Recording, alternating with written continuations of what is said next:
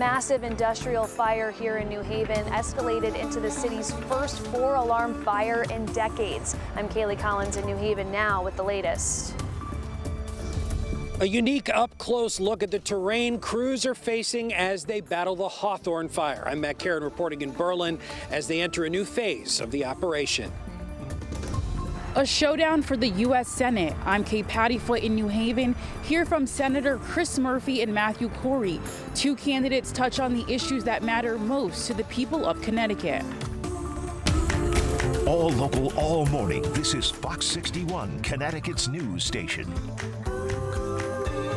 Good morning. Happy Halloween. Thanks for starting your morning off with us here at Fox 61 and Fox 61 Plus America Areas. And I'm Tim Lammer. Jess, good morning. We hope you have a great day out there with the kiddos, right? It is a good holiday for them. We hope there's a lot of smiles, a lot of candy, a lot of fun. Stay safe. And yes, stay safe, right? You got to keep your eyes on the cars, especially if those kids are wearing masks. But Rachel, given the temperatures, maybe they won't be wearing any masks. It might be too hot. Parents, get your hands ready because you're going to be holding a lot of pieces of the costume for the kids as they go out to trick-or-treating later on today. Near record warmth is expected for our Halloween, with temperatures that'll be in the lower 80s later on today. Satellite and radar picture showing we are overall quiet. We have some areas of fog, but it's really not a big issue this morning. And also looking at temperatures this morning that are in the upper 50s to the low 50s in some spots and upper 40s. 48 degrees in Meriden, it's 52 in Hartford, but 57 degrees in Waterbury. So it is a mild start to our morning,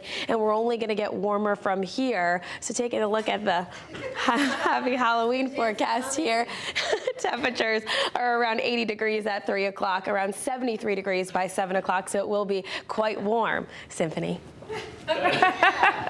What is that dance? I don't know. I don't know. I like it. The monster mash? No, I think that's a twist, isn't it? That's a twist, I think. All right, yeah, basically the twist. What do Yeah. I know about dances? Nothing. Thank you, Rachel. Let's check out how the morning commute is shaping up as maybe you twist your way out the door this morning to hop in your ride. Starting off with a live look at 84. Well, we did have a live look at 84 going through downtown Hartford. Looks like something's wrong with the camera, but we can tell you things are moving along just fine so far. No major delays. Heading toward the Hartford Tunnel this morning, speeds moving at 62 miles per hour, and that commute should take you about 5 minutes. We've got your next update coming up in about 15 minutes. Tim, Erica? Symphony, thank you. It has been nearly 24 hours since a massive industrial fire sparked up in New Haven. Yeah, it's the first 4-alarm fire that city has seen in 29 years. Fox 61's Kaylee Collins joins us from New Haven with the latest on what happened.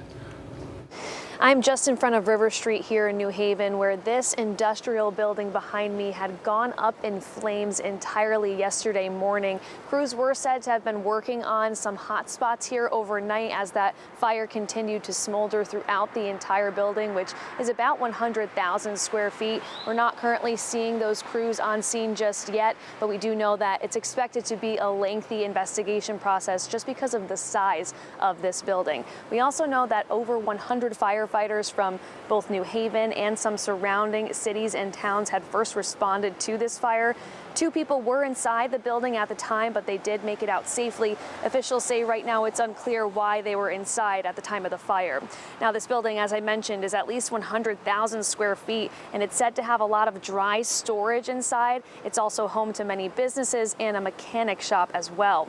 Now, fire officials say due to the fire's rapid spread and challenges of the building itself, they quickly had to pivot their response. As we made our first initial attempts to get in the building, we realized it was a maze. We realized the conditions within the building were poor. The battalion chief at that time decided that this was going to be a defensive fire, and that was absolutely the right move. This building's tough. It's big. Firefighters also say there were numerous explosions from the gas tanks of cars and tires at the auto body shop. We're told that the fire was also hot enough to warp all of the metal support beams inside this building, which did end up causing several collapses. We still don't know at this time what caused the fire, and like I said, it is expected to be a lengthy investigation process. Ultimately, the city building department will have to work with investigators to determine the future of this building and whether or not it'll have to be demolished entirely. Reporting in New Haven, Kaylee Collins, Fox 61, Connecticut's news station. Oops. Well, Fox 61 got an up-close look at that steep, difficult terrain crews have had to deal with while battling the Hawthorne brush fire. Yeah, but the good news is the fire is about to enter a new, more manageable phase. Fox 61's Matt Karen has more insight on why officials are cautiously optimistic. Caused by a careless campfire. You can see just how close this condo community is to Lamentation Mountain, nestled right at the base of it. And take a look at this fire hydrant, tapped into in multiple directions. All this hose being laid. The fire chief told me that if the fire wasn't noticed and reported as quickly as it was, this neighborhood would look a whole lot different. 10 days and 127 acres of scorched earth later, the Hawthorne fire is about to enter a new mop-up phase. State and local fire officials gave Fox 61 an up-close view of the steep, rocky terrain they've had to contend with. Coupled with abnormally dry weather, it rained Tuesday night, but only 4/100ths of an inch. Operationally, crews have put water-dumping helicopters on standby. They're now only fighting the fire by hand. They've laid more than 1.5 miles of hose. Most of the fire is now smoldering underground like an oven. Crews are digging out the hundreds of hot spots that remain and using thermal imaging drones to locate them. We'll go in, identify hot spots, put water on them, stir them up, make sure they're not going to be a problem in the future. And it's not just this Hawthorne fire. State fire officials tell me they brought in resources from as far away as Quebec, Canada, to help fight 80 wildfires happening right now across the state. Reporting in Berlin, Matt Karen, Fox 61, Connecticut's news station. Matt, thank you for that update there. 6:06 and Election Day is almost here. Candidates who want to represent Connecticut in the U.S. Senate faced off in a debate last night. Now, keep in mind, there are 4 candidates on the ballot for that Senate seat, but only 2 of the candidates were featured. The incumbent, Democratic Senator Chris Murphy, and his Republican challenger, Matthew Corey. They both shared their ideas and visions for the country. Fox 61's Kay Pattyfoot joins us from New Haven with the details.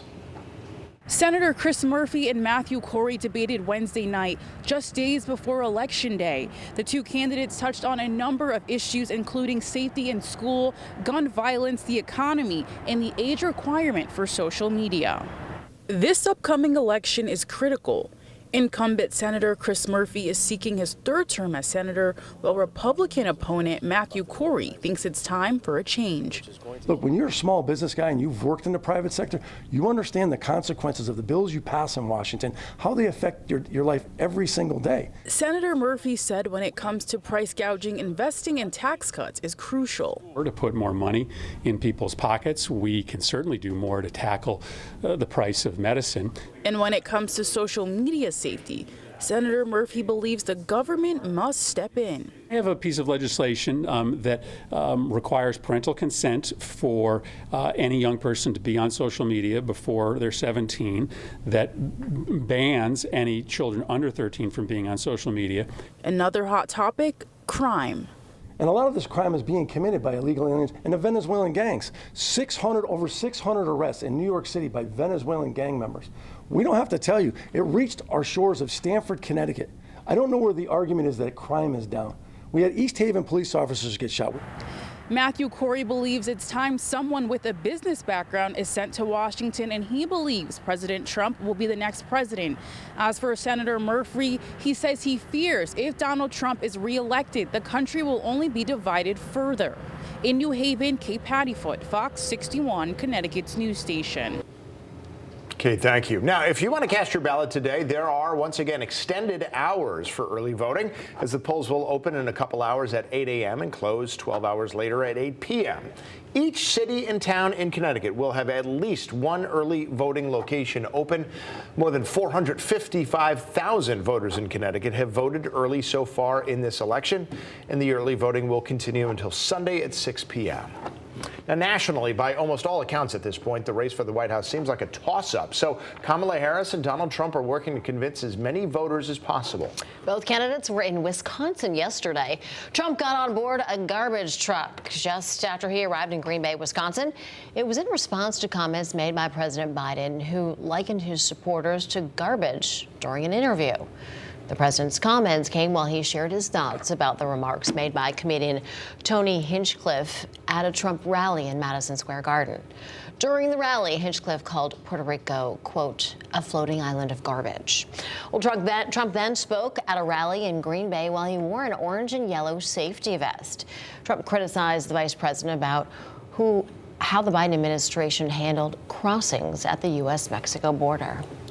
Over the past 4 years, Kamala has orchestrated the most egregious betrayal that any leader in American history has ever inflicted upon our people. The most egregious. It's disgusting what she did. She's violated her oath and eradicated our sovereign border and unleashed an army of migrant gangs.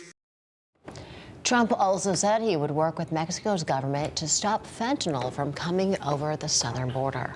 Vice President Harris spoke with supporters in Harrisburg, Pennsylvania, and in Madison, Wisconsin yesterday. In Wisconsin, Harris said that if she's elected, she'll make life easier for the middle class.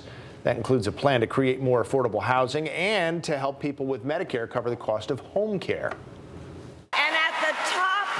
At the top of my list is bringing down your cost of living.